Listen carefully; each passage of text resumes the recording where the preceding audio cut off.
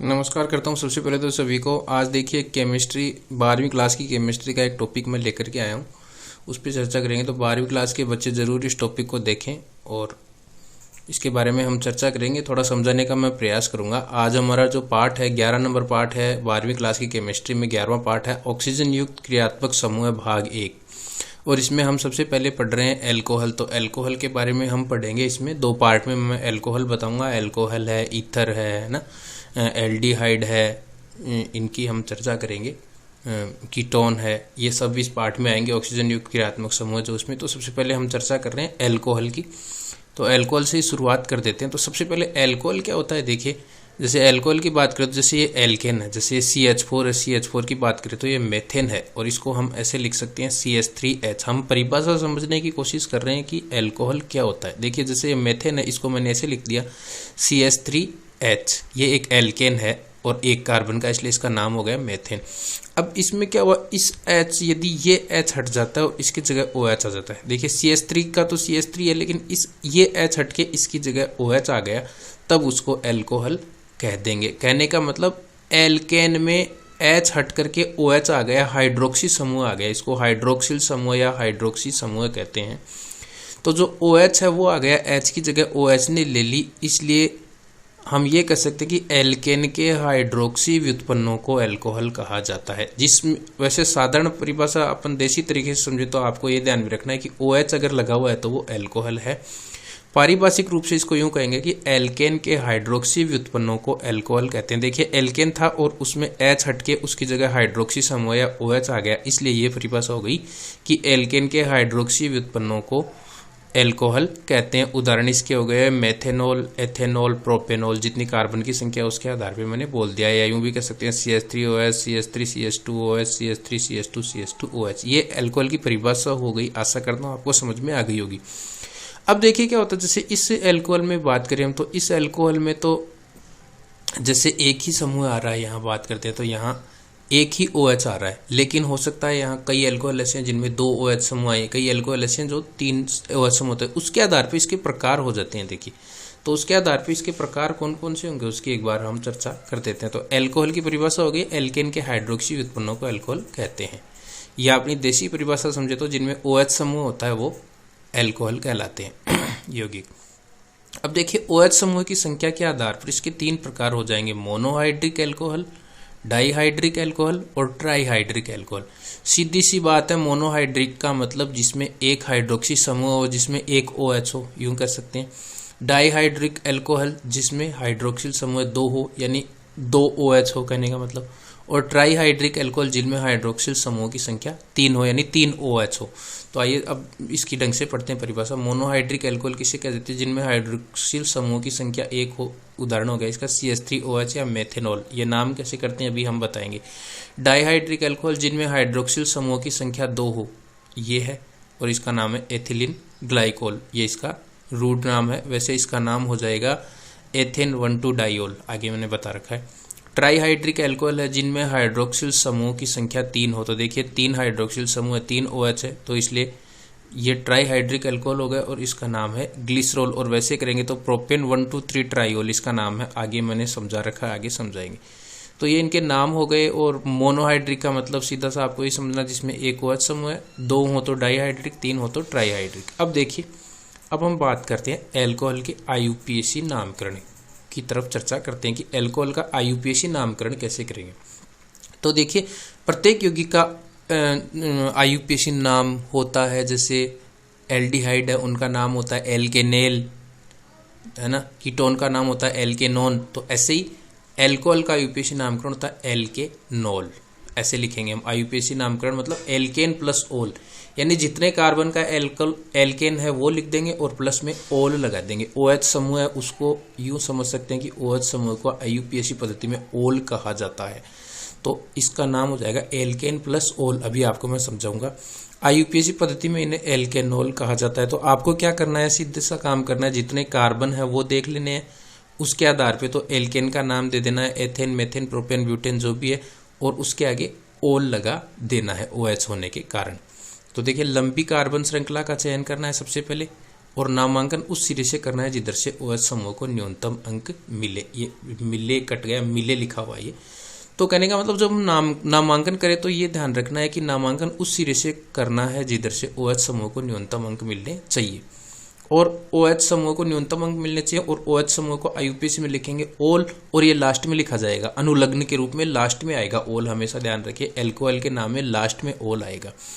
अब प्रतिस्थापी की बात करते हैं। प्रतिस्थापी मतलब OH समूह के अतिरिक्त कोई अन्य समूह जुड़ा हुआ है तो वो प्रतिस्थापी हो जाएगा। तो प्रतिस्थापी को नामांक के साथ पूर्व लग्न के रूप में लिखा जाता है। प्रतिस्थापी और कोई आ रहा है जैसे क्लोरो, ब्रोमो, मेथिल, ये सब पहले आ जाएंगे, पूर्व लग्न पहले लिखा जाएगा इनको और उनके नामांक के साथ।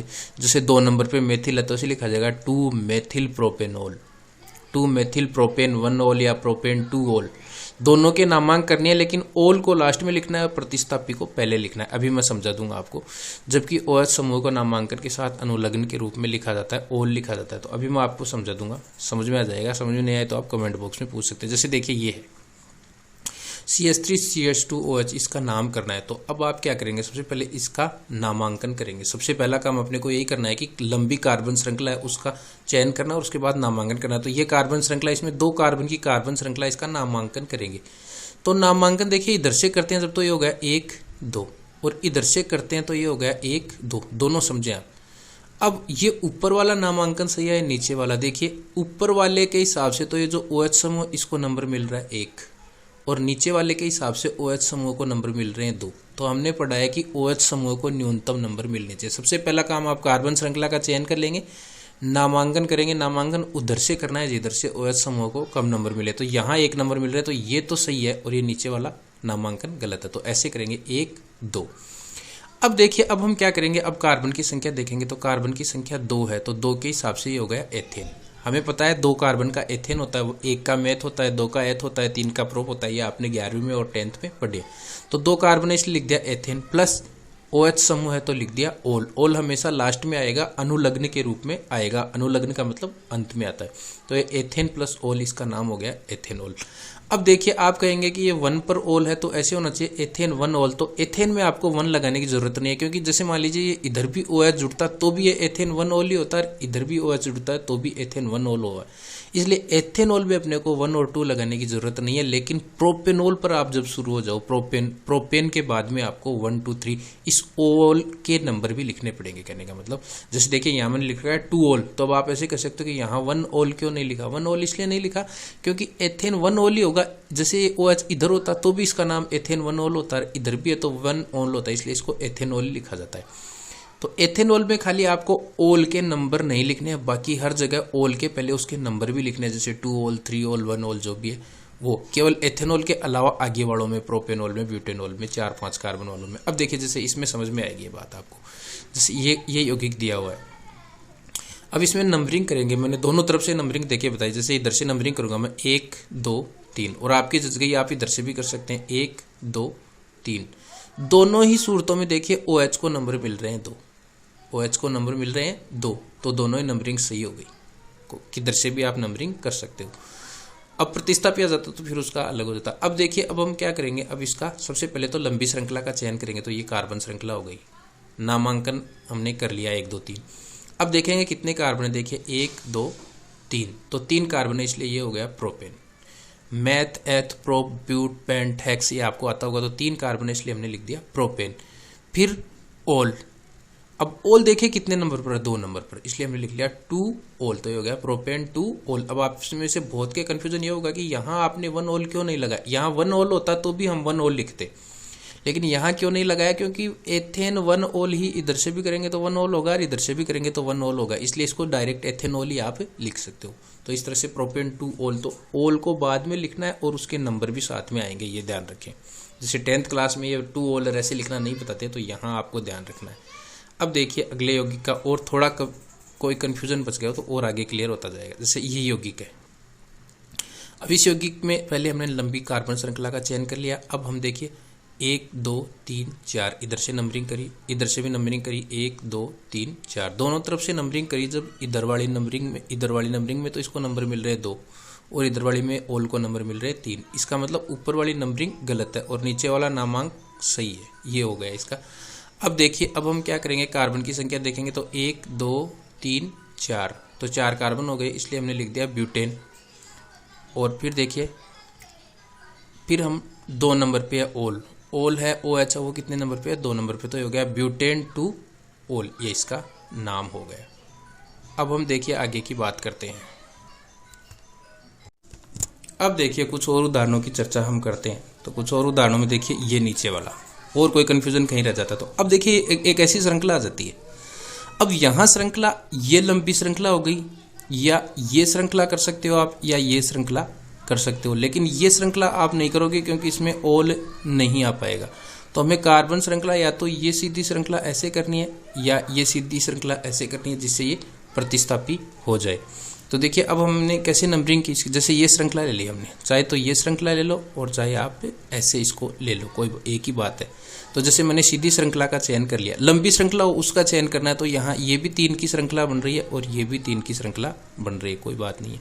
तो अब देखिए हम सबसे पहले इस सीधी श्रृंखला का चयन करेंगे, तो यहाँ अब हम नंबरिंग करेंगे 1 2 3, और इधर से नंबरिंग करी तो 1 2 3। तो अब देखिए यहाँ तो ओल को नंबर मिल रहे हैं 3, OH को, और ऊपर वाली नंबरिंग में OH को नंबर मिल रहे हैं 1, तो ऊपर वाली नंबरिंग सही है, नीचे वाली गलत है। अब हम क्या करेंगे, अब जब हमने ये श्रृंखला का चयन किया तो ये ओल तो बच गया, इसके अलावा ये एक CH3 भी बच गया, इसको बोलते हैं प्रतिस्थापी। ये समझ में आ गया आपका, श्रृंखला के अतिरिक्त जो समूह बच रहा है उसको प्रतिस्थापी बोल देंगे, मेथिल। CH3 प्रतिस्थापी को बोलते हैं मेथिल। तो अब देखिए हमने क्या किया, और मैंने ऊपर आप नामांकन के नियम देख लें, मैंने कहा था प्रतिस्थापी को हमेशा पूर्व लग्न यानी पहले लिखा जाएगा नामांकन के साथ, और OH को ओल को बाद में लिखा जाएगा उसके नामांक के साथ। तो ये प्रतिस्थापी देखिए कितने नंबर पे है, 2 नंबर पे, ऊपर वाली श्रृंखला के हिसाब से देखिए प्रतिस्थापी 2 नंबर पे, तो हमने लिख दिया 2 मेथिल। ऊपर रूल्स में आप देखें मैंने एकदम क्लियर लिखा है कि प्रतिस्थापी हमेशा पहले लिखा जाएगा। उसके बाद कार्बन 1 2 3 कार्बन है तो प्रोपेन, और 1 नंबर पे इसके OH समझ लिया हो गया 1 ओल, तो 2 मेथिल प्रोपेन 1 ओल, ये इसका नाम हो गया। आशा करता हूँ कि आपको समझ में आ गया होगा। और थोड़ा जटिलता की ओर चलते हैं, और थोड़ा जटिलता की ओर चलते हैं। देखिए यहाँ ये, अब इसमें देखिए कार्बन श्रृंखला, या तो ऐसे ये कार्बन श्रृंखला का हमने चयन कर लिया, या आप इसका चयन कर सकते हैं, कोई सी भी कार्बन श्रृंखला का आप चयन कर सकते हैं। जैसे मैंने इस कार्बन श्रृंखला का चयन किया, देखिए इस कार्बन श्रृंखला का हमने चयन कर लिया। अब मैं नंबरिंग कर रहा हूँ 1 2 3, और इधर से कर रहा हूँ तो 1 2 3, तो दोनों ही तरफ से ओल OH को नंबर मिल रहे हैं 2, और प्रतिस्थापी को भी नंबर मिल रहे हैं 2। तो OH देखना है हमें, तो हम किधर से भी नंबरिंग कर सकते हैं। तो देखिए सबसे पहले तो जैसे हमने ये श्रृंखला ली, तो ये प्रतिस्थापी बच गया CH3, ये CH3 या ये प्रतिस्थापी बच गया, और ये 2 नंबर पे, इसलिए ये आ गया 2 मेथिल। मैंने हमेशा बताया प्रतिस्थापी पहले लिखा जाएगा, उसके नामांक भी साथ में आएंगे। तो 2 पर मेथिल, फिर कार्बन देखिए 1 2 3 कार्बन है, इसलिए लिख दिया प्रोपेन, और 2 पर ओल तो लिख दिया 2 ओल, तो 2 मेथिल प्रोपेन 2 ओल, ये इसका IUPAC नाम हो गया। अब देखिए ऐसे आ जाए कोई यौगिक जिसमें 3 OH समूह है, उसका नाम कैसे लिखेंगे। तो देखिए इसका नाम लिखने के लिए अब नंबरिंग करेंगे 1 2 3। अब इधर से करोगे तो भी एक ही बात है, क्योंकि तीनों ही जगह OH समूह मौजूद हैं।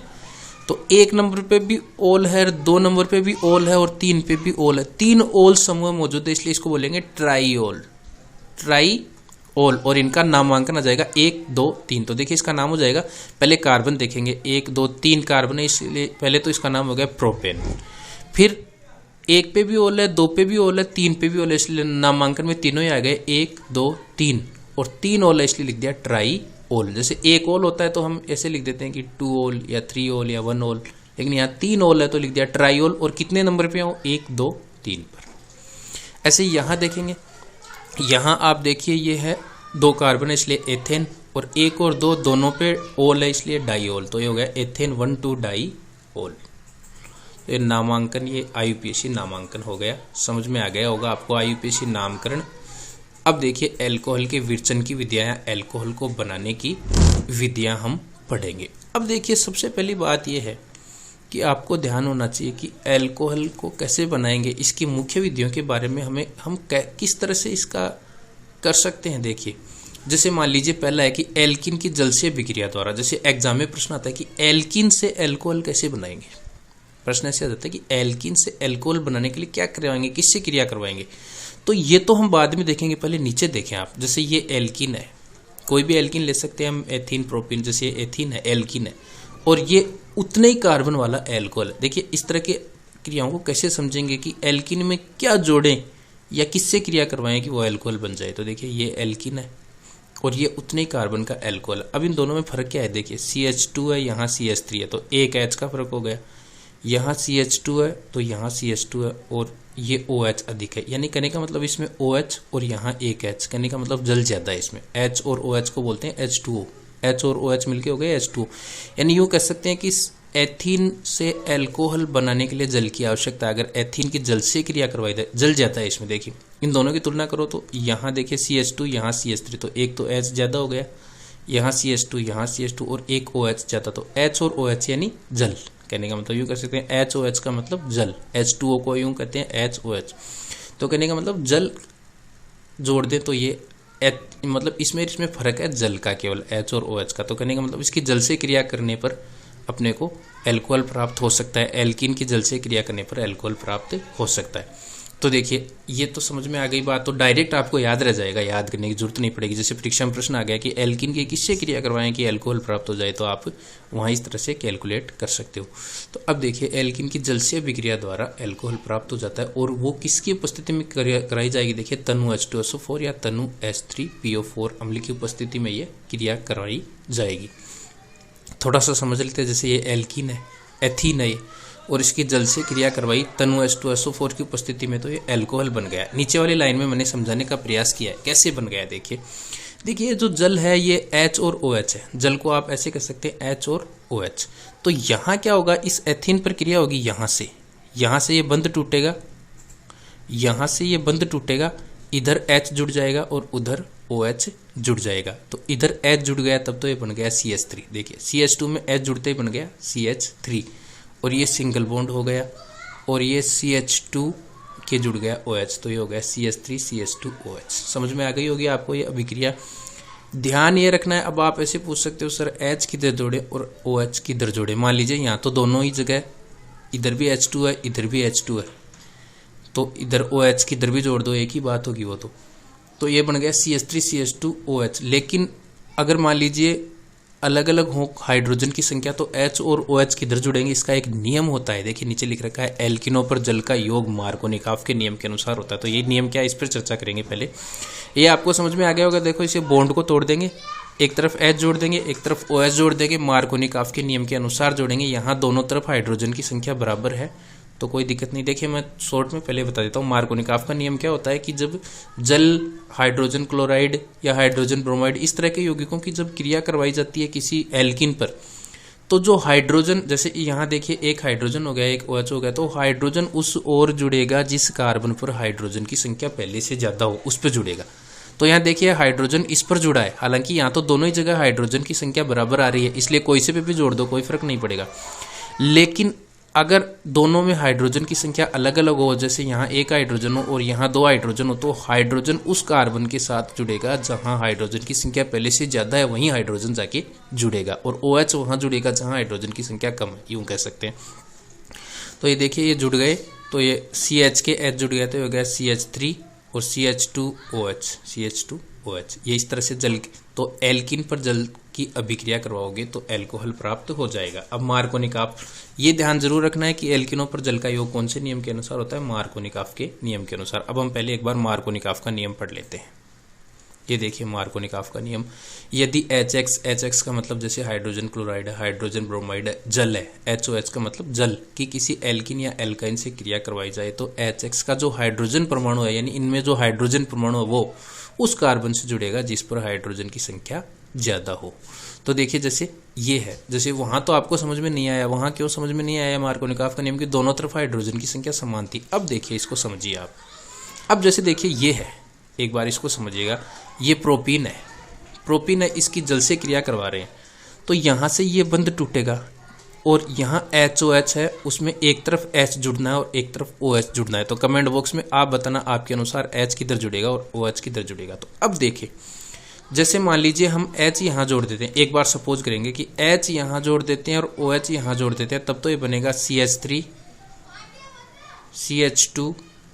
मैंने यहाँ H जोड़ दिया तो CH2 बन गया और इधर OH जोड़ दिया तो ये बन गया CH2OH। और एक मान लीजिए ऐसे जोड़ते हैं, इधर OH जोड़े और इधर H जोड़े, तब क्या बनेगा देखिए CH3 हो रह गया, ये CH के OH जुड़ गया तो ये हो गया CHOH और इधर CH2 के H जुड़ गया तो ये हो गया CH3। तो कहने का मतलब एक बार तो हमने इधर OH और H जोड़ के तो ये यौगिक बना और इसका उल्टा किया जब ये यौगिक बना। अब बताइए इनमें से सही कौन सा है?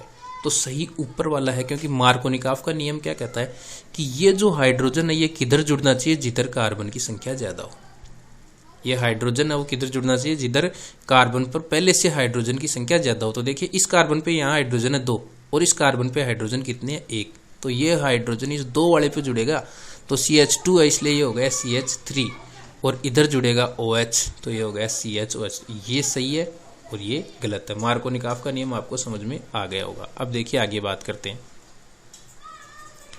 और अभिक्रियाओं की बात करते हैं। थोड़ा सा समय ज़्यादा लग रहा है वीडियो में और अगले पार्ट में बनाएंगे बचा हुआ। अब देखिए एक क्या हो सकता है, एल्डिहाइड और कीटोन के अपचयन से भी बना सकते हैं। जैसे देखिए मैंने यहाँ शॉर्ट में समझाया, ये एल्डिहाइड है CH3CHO, ये एल्डिहाइड है और ये इतने ही कार्बन वाला एल्कोहल हो गया, 2 कार्बन वाला एल्कोहल। अब देखिए इनमें क्या फर्क है देखना, CH3 यहाँ भी है, CH3 यहाँ भी है, CH यहाँ है, यहाँ एक तो H ज्यादा है और यहाँ O भी है, लेकिन यहाँ O है और यहाँ H ज्यादा है। कहने का मतलब इन दोनों में आप डिफरेंस निकालोगे तो इनमें 2 हाइड्रोजन इसमें ज्यादा है, इसमें 2 हाइड्रोजन ज्यादा है। कहने का मतलब एल्डिहाइड में अगर अपन हाइड्रोजन जोड़ दें तो अपने को एल्कोहल की प्राप्ति हो सकती है, यूं कह सकते हैं अपन। तो हाइड्रोजन जोड़ना मतलब अपचयन, सीधी सी बात है। तो कहने का मतलब एल्डिहाइड और कीटोन का अपचयन करेंगे तो आपको ये प्राप्त हो जाएगा एल्कोहल। तो देखिए एल्डिहाइड का अपचयन मैंने किया, ये एल्डिहाइड है और इसका अपचयन किया 2H लगा दिया तो ये अपने को प्राप्त हो गया। कैसे प्राप्त हुआ देखिए, ये बॉन्ड टूटेगा, यहाँ डबल बॉन्ड, ध्यान रखना है डबल बॉन्ड ही टूटेगा। यहाँ तो एक H नीचे जुड़ गया, एक H ऊपर जुड़ गया। देखिए 2H है तो 2H में क्या किया, ये पहले ऐसे था CH3C डबल बॉन्ड OH, इतना ही है ना, एथेनएल्डिहाइड है। अब देखिए अब 2H इसमें जुड़ा तो एक H नीचे जुड़ गया और एक H ऊपर जुड़ गया। तो देखिए एक H नीचे जुड़ने से हो गया CH3 और CH2 कैसे हो गया देखिए CHH, ये हो गया CH2 और ऊपर वाले से हो गया OH, ये बन गया CH3CH2OH। इस डबल बॉन्ड का सिंगल बॉन्ड हो गया, इस तरह से ये बन गया। ऐसे ही देखिए ये कीटोन है, कीटोन में जोड़ेंगे, ये कीटोन था, इस कीटोन में 2H जोड़ा तो ये एल्कोहल बन गया। कैसे बना देखिए नीचे मैंने समझाया, इसको तोड़ेंगे, एक H नीचे जुड़ गया, एक H ऊपर जुड़ गया तो इधर तो ये बन गया CH3, ये H जुड़ने से हो गया CH और ये हो गया CH3 और ये ऊपर वाला हो गया OH। तो ये आपको समझ में आ गया होगा कि एल्डिहाइड और कीटोन का अपचयन किया जाए। ये कीटोन है, कीटोन और एल्डिहाइड आप जानते होंगे, C डबल बॉन्ड OH उसको तो बोलते हैं एल्डिहाइड, और C डबल बॉन्ड O और दोनों तरफ अगर एथिल समूह लगे हुए हैं, एल्किल समूह तो उसको बोलते हैं कीटोन।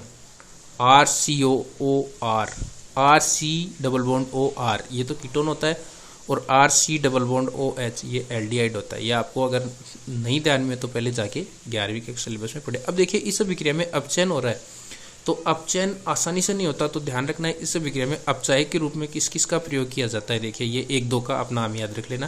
पहला है निष्क्रिय विलायकों में PT या PD यानी प्लेटिनम या पैलेडियम का उपयोग कर सकते हैं इसमें अपचायक के रूप में। सोडियम अमलगम का मतलब NaHG तथा जल का उपयोग भी कर सकते हैं। LiAlH4 या NaBH4, लिथियम एल्यूमिनियम हाइड्राइड या सोडियम बोरोहाइड्राइड बोलते हैं इसको। और एथेनॉल में Na द्वारा भी ये कर सकते हैं, जिसको ब्रूवो ब्लांक अपचयन बोलते हैं, तो ये भी कर सकते हैं। अब देखिए आगे हम बात कर लेते हैं एक अभिक्रिया की और, तो ये अभिक्रिया और बात कर लेते हैं आज के वीडियो में, बाकी हम अगले पार्ट में कर लेंगे इसको। कार्बोक्सिलिक अम्लों के अपचयन से देखिए, एक हम अल्कोहल को प्राप्त कर सकते हैं कार्बोक्सिलिक अम्ल, जैसे CH3COOH या RCOOH, ये कार्बोक्सिलिक अम्ल होते हैं। तो इनका अपचयन अगर हम कराएं तो हमें अल्कोहल प्राप्त हो सकता है और अपचयन करना पड़ेगा LiAlH4 यानी लिथियम एल्यूमिनियम हाइड्राइड के द्वारा। देखिए ये कार्बोक्सिलिक अम्ल है, यह है एथेनोइक अम्ल और इसकी हाइड्रोजन से क्रिया करवाई यानी अपचयन करवाया इसका LiAlH4 की उपस्थिति में। तो देखिए क्या हुआ, मैं यहाँ नीचे मैंने समझाई सभी क्रिया को। ये डबल बॉन्ड टूटेगा, 2H ऊपर जुड़ जाएंगे और 2H नीचे जुड़ जाएंगे। तो 2H ऊपर और 2H नीचे जुड़ जाएंगे। देखिए नीचे 2H जुड़े जब, तो ये बन गया CH3 CH2 और OH। ये तो हो गया CH3 CH2 OH, ये मैंने लिख दिया। प्लस ऊपर वाले O से H जुड़ जाने पर ये बन गया H2O, ये अलग हो गया। तो कार्बोक्सिलिक अम्लों के अपचयन द्वारा भी हम और जो है वो एल्कोहल प्राप्त कर सकते हैं। ये अपचयन अपने को करना पड़ेगा LiAlH4 द्वारा यानी लिथियम एल्यूमिनियम हाइड्राइड द्वारा। और ये मार्कोनिकॉफ का नियम मैंने पहले ही समझा दिया था आपको। तो आशा करता हूँ आज का वीडियो आपको समझ में आया होगा। यदि अच्छा लगा, अच्छा रिस्पॉन्स रहा आपका और आपको कोई दिक्कत हो तो कमेंट बॉक्स में आप ज़रूर पूछें। जो भी प्रॉब्लम हो कमेंट बॉक्स में उसको ज़रूर पूछें, उसका समाधान किया जाएगा। अच्छा रिस्पॉन्स हुआ तो इस एल्कोहल का दूसरा भाग भी मैं रिलीज कर दूंगा कल या परसों में ही।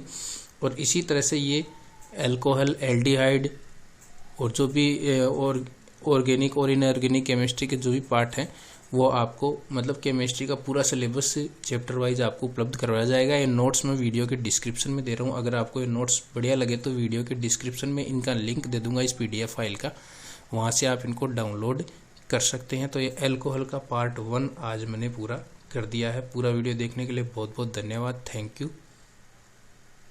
और वीडियो को अच्छा लगे तो उसे लाइक, शेयर और सब्सक्राइब ज़रूर करें। Thank you.